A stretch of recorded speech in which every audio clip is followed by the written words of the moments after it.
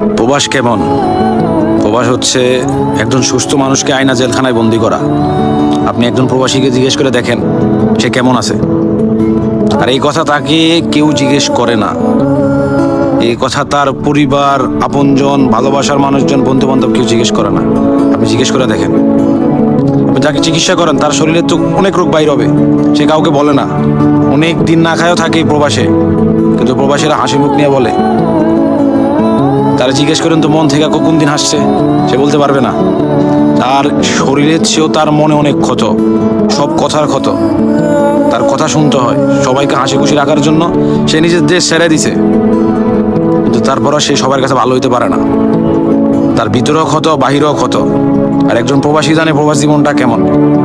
আপনি প্রবাসী না হলে কখনো বুঝতে পারবেন না। তারা জিজ্ঞেস তো মন খুলে কোন দিন হাসছে, মন খুলে কোন দিন খাইছে, তার শরীর সুস্থ আছে কিনা, তার চিকিৎসা করেন।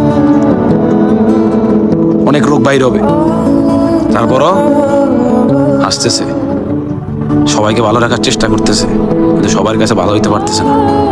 হ্যাঁ, এটাই প্রবাসী।